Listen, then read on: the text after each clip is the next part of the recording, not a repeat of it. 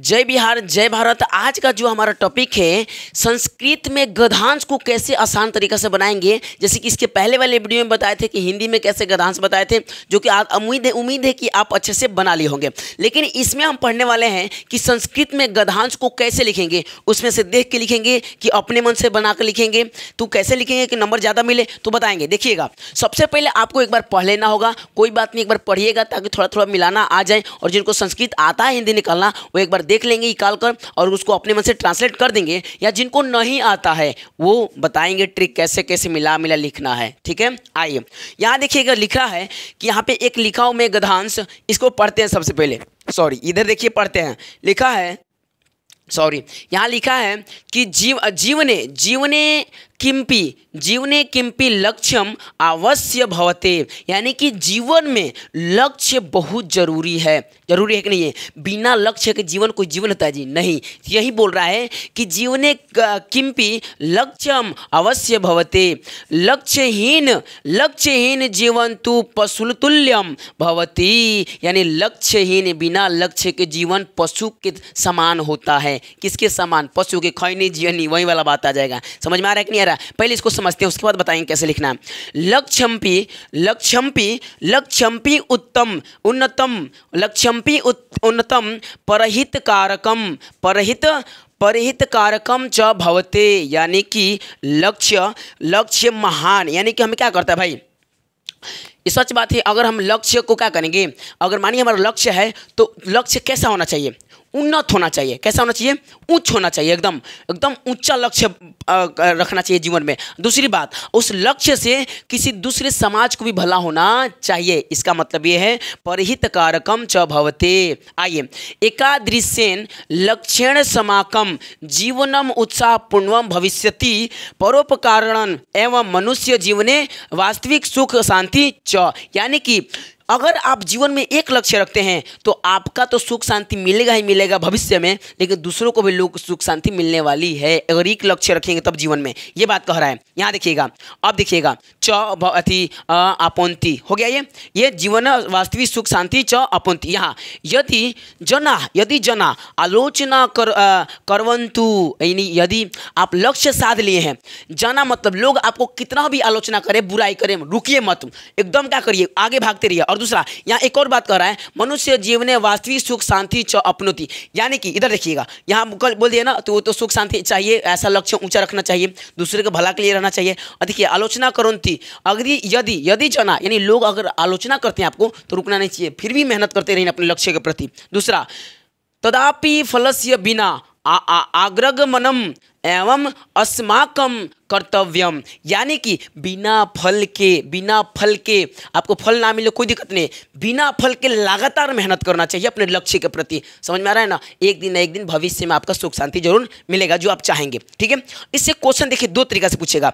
एक पूछेगा एक पदेन उत्तर, मतलब एक पद में। दूसरा पूर्ण वाक्यन उत्तर, यानी कि थोड़ा सा वाक्य में। ठीक है ना, एक वाक्य में। आइए, जैसे पूछा, हमें ये लिख दिया हूँ ताकि देखिए, लिख इसलिए देता हूँ कि ताकि समय का बचत हो और अच्छा से राइटिंग नहीं बैठ पाता है ना, जल्दीबाजी में। देखिएगा, कस्य चिंता बिना आग्रे गणतव्यम, है ना। यहाँ लिखा है, क्वेश्चन है पहला एक पद में, एक पद में उत्तर देने वाला।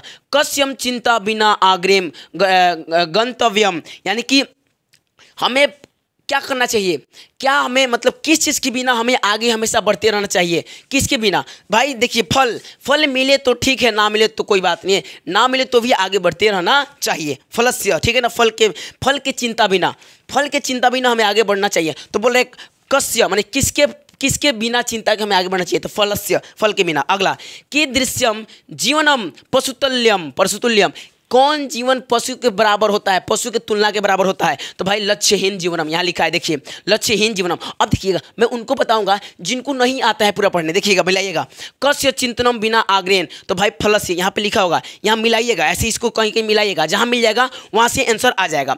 तो आपको कहा गया भाई फलस्य, यहाँ मिल जाएगा। यहाँ देखिएगा, आलोचना कृतु तदापि फलस्य बिना अग्रेनम, यहाँ अग्रेनम मिल जाएगा आपको, अग्रेंतव्यम, यहाँ अग्रेनम मिल जाएगा तो फलस्य के बिना, ठीक है ना। यहाँ लिखा है फलस्य बिना, तो कस्य बिना तो फलस्य बिना, समझ में आ रहा है ना। तो यहाँ से आपको फलस्य लिख देना है। दूसरी बात, यहाँ कीदृश्यम जीवनम पशु, कौन सा दृश्य यानी कौन सा जीवन पशु के बराबर होता है, तुलना के बराबर। तो यहाँ लिखा होगा, तो लिखा है लक्ष्यहीन जीवनम तू पशुतुल्य भवति, पशुतुल्य, खाली पशुतुल्य मिलाइए, पशुतुल्य यहाँ लिख दीजिए। हाँ, लक्ष्यहीन जीवनम।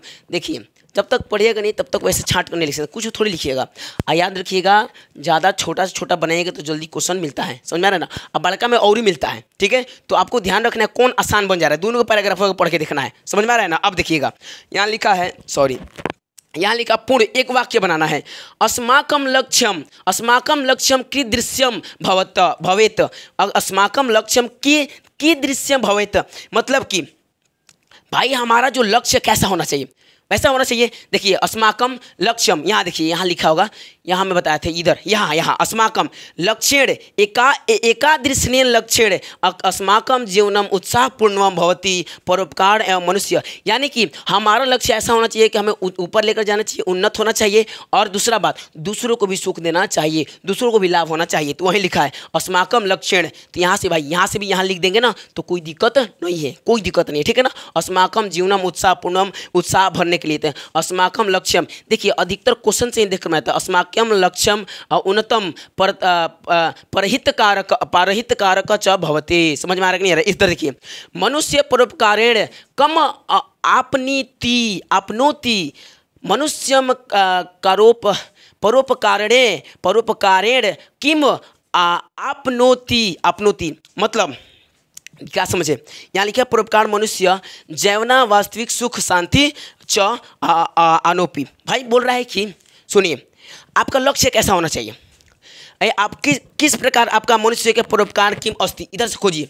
तो लिखा है परोपकार एवं मनुष्य जीवन वास्तविक सुख एवं शांति, तो वास्तविक सुख शांति के लिए ना अपना लक्ष्य है कि नहीं, ऐसा होना चाहिए। दूसरों के लिए परोपकार मतलब दूसरों के लिए है ना, जना के लिए है ना, वैसा तो यहाँ पे लिख देंगे देख कर, ठीक है।